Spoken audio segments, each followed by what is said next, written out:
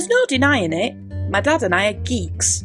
We love computers, we love history, love transport, and can pretty much recite word for word the 80s movie Flight of the Navigator. We can also get into some particularly strong debates about music, mostly to annoy the mum. But one of the set of films, no matter what is on the telly, if it's showing, we turn it on and watch it religiously. It's the Back to the Future series. This series needs no introduction really. The antics of Dot Emmett Brown and Marty McFly travelling to the past and the future has some of the most legendary scenes of cinematic history. It's one of the few movies that complement each other from start to finish, and in my opinion, one of the best things to come out of the golden years of the late 80s and early 90s. In the third movie, we are introduced to a very special locomotive, and although the story is entirely fictional, the locomotive used was not. Often called the movie star locomotive, Sierra No. 3 was built by the Rogers Locomotive and Machine Works in New Jersey for the Prescott and Arizona Central Railway. It bore the works number 4493 and was completed by March 26 of 1891. It was of the 460 type, using influences from the UK, such as the valve gear. Called Stephenson's valve gear, it was invented in 1841 by two of Stephenson's employees, and they suggested firstly by replacing the gab. This gear-like device had been used on early engines for years and had helped the engines with reversing, stopping and starting. The gab would be replaced with a slotted link placed vertically with pivots at both ends. When the engine needed to be put into reverse, the slotted link along with the ends of the rods would all be lifted with the help of a bell crank, and each rod would be connected to the reversing gear.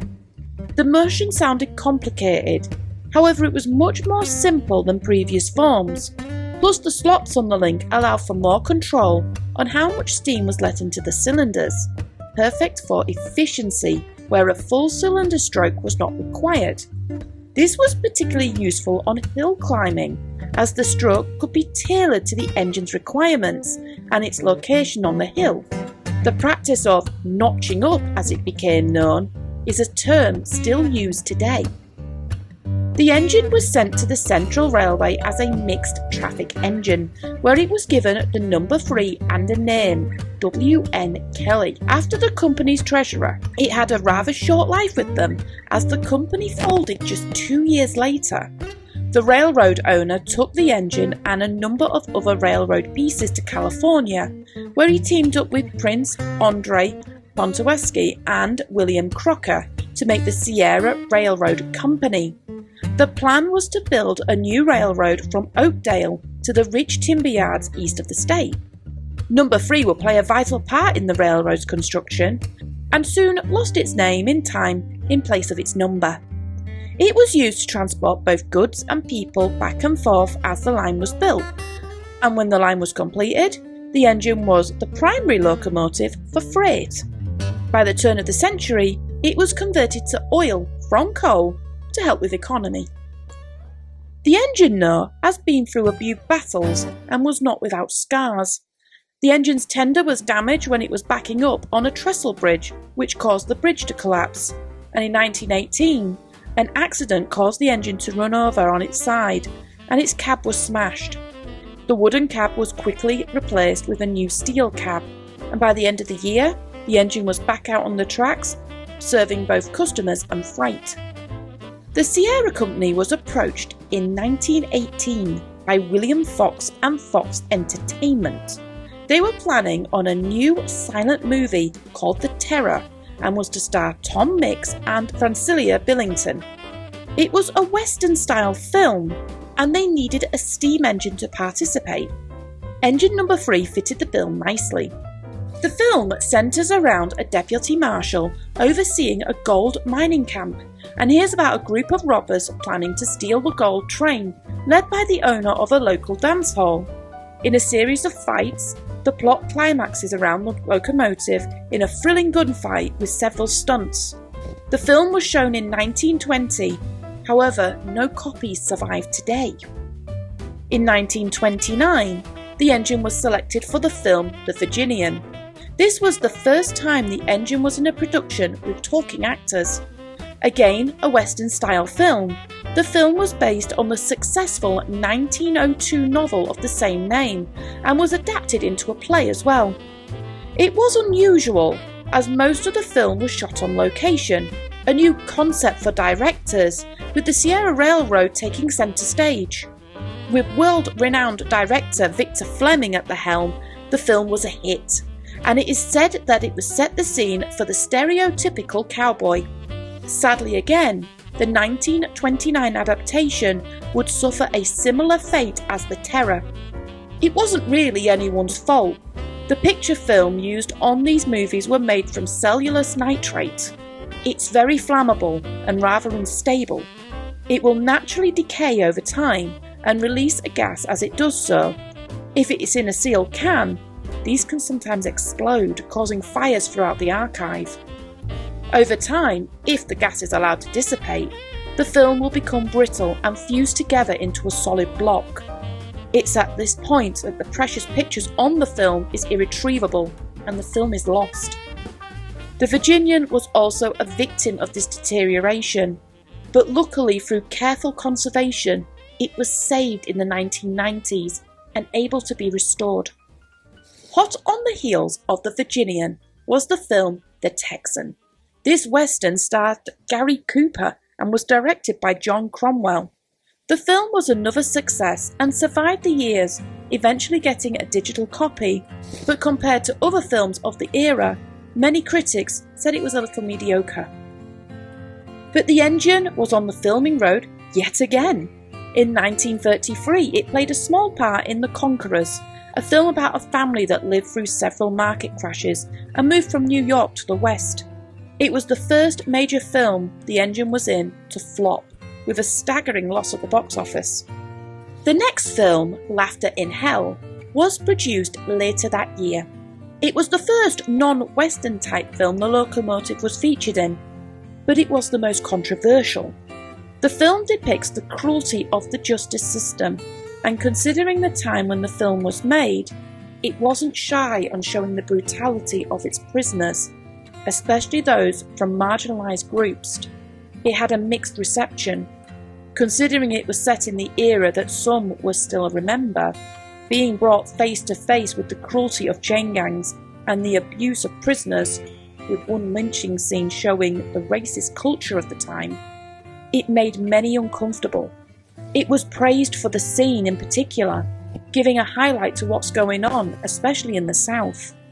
This film was considered lost until a copy turned up in salvageable condition and a digital copy was eventually made. After the film was finished, Sierra No. 3 was then shunted. It wasn't an uncommon move. The Great Depression had hit, and other than movie work, general railroading was on an all-time low. The railroad company didn't survive the Depression years and went bankrupt. Luckily, in 1937, the Sierra Railroad Company was formed. However, No. 3 was in need of an overhaul, so was unable to move. The engine would remain on that siding right through the war until 1945. In 1945, the engine received a real threat. David Selnick wanted to produce a new movie called Jewel. In these, he planned a grand exit for the old steamer and wanted to use it in a spectacular train crash. The Sierra's chief mechanic had to step in, calling the stunt ridiculous, and hauled it into the shed for a much-needed overhaul. It came out a brand new engine and was used in excursions and charters. But the guys in Tinseltown were not done yet. The war had caused a great many engines to be scrapped, and having a working steamer was getting rarer, especially one that looked the part. Its roster soon became stacked with movie and TV jobs, and it paid for itself in just a few short years. In the 50s, the locomotive starred in no less than 13 motion pictures, including the famous film High Noon, starring Gary Cooper and Grace Kelly. It was the first film the locomotive was in to win an Oscar. In fact, that film won 4.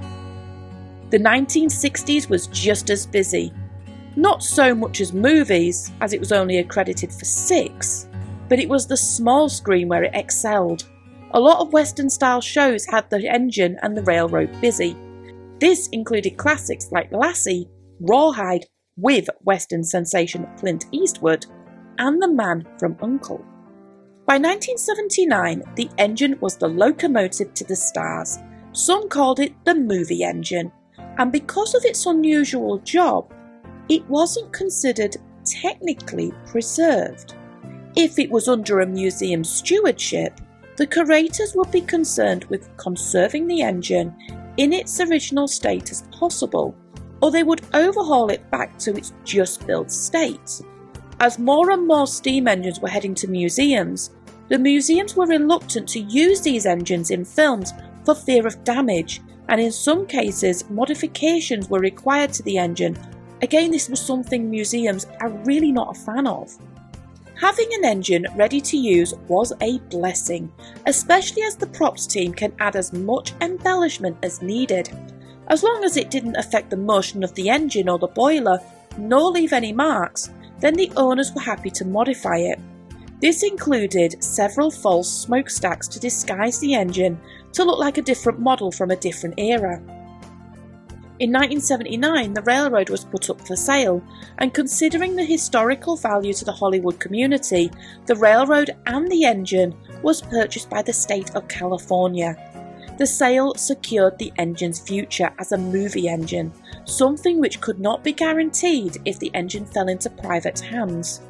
It went rather quiet in the 80s, as many would turn from westerns to sci-fi and futuristic pictures. But it was the late 80s it got its most famous role yet. Now, where do I begin with this plot? For those who are unaware, and there may be a few, so spoilers, the Back to the Future series centres around a teenager called Marty and his friend Doc Brown. The Doctor is a scientist and created a time machine out of the most 80s style car you could envision, a DeLorean. After a bit of a mishap with some terrorists and uranium, Marty is accidentally sent back to 1955, where he must repower the DeLorean with the help of the 1955 version of the Doc, as well as get his parents together so he could just be born. After escaping 1955, Marty and his girlfriend Jennifer travel to the future with the Doc, where the Doc tries to fix their kids' lives. While there, Marty is tempted by an almanac, which could give him the sports results for every future game when he got home. The Doc finds the almanac and throws it away, only to land in the hands of Bill Tannen, an old bully of Marty's father. Bill steals the DeLorean and picks up the almanac while Marty and Doc get Jennifer, and goes back in time with the same idea as Marty, and he gives the almanac to his younger self. As Bill uses the book, the timeline is soured, and the trio head back to 1985 to literal hell. Marty is then forced to confront Bill to ask where he got the book from and the date. The date was 1955, the day Marty went back. Doc and Marty travel back to that time and obtain the book. After the book was destroyed, DeLorean was struck by lightning, sending the Doc hurtling through time and Marty stranded. Through a letter, Marty discovers that the Doc was sent back to 1855 and couldn't repair the time machine with the technology. He decided it was a perfect time and place to retire. He leaves the DeLorean in a mine for Marty to find and repair using the 1955 Doc and the parts available in that era. The blast uncovered more than anticipated, as they uncovered the Doc's grave. The Doc was killed shortly after a letter was written, so Marty decides to go back to 1855 to get him.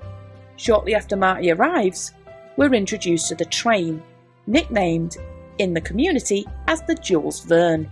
The Greyhound locomotive 131 services the Hill Valley Station, taking passengers between it and San Francisco, a trip around 2 days to complete with stops along the way. The 10-wheeled wood-fired locomotive travelled at a steady 55 miles an hour under normal conditions. However, when Marty gets stuck in 1855 due to a rip in the DeLorean's fuel line, both Doc and Marty decide the locomotive was perfect to push the car to the required 88 miles an hour giving us one of the most exciting chases and crashes seen on camera. The locomotive makes one final dramatic appearance as the new time-travelling vehicle after the DeLorean is destroyed. After the 1996 film Colour of a Brisk and Leaping Day, it was decided to temporarily take the engine out of service for a major overhaul. The engine needed some repair, but there were other concerns. A backdrafting incident on another old loco had raised questions about the state of some engines and their safety. The state agreed to pay for the repairs, but after 7 years of little work, the stars of the silver screen came together to fundraise for the engine's repair. The engine has been a faithful to Hollywood, so it felt fitting that the stars pay it back. When undertaking checks, it was decided to replace the boiler, as repairs would be too costly and there were fears that historical values would be lost. By 2010, and a $1.8 million overhaul later, the engine steamed again to the delight of a new generation.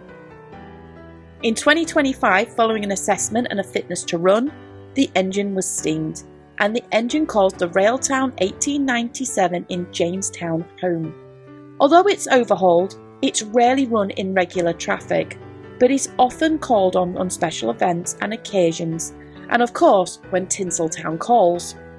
The movie engine is ready and raring to work and to entertain, so look out on the big and small screen as one of the longest serving props of movie theatre is nowhere near done yet.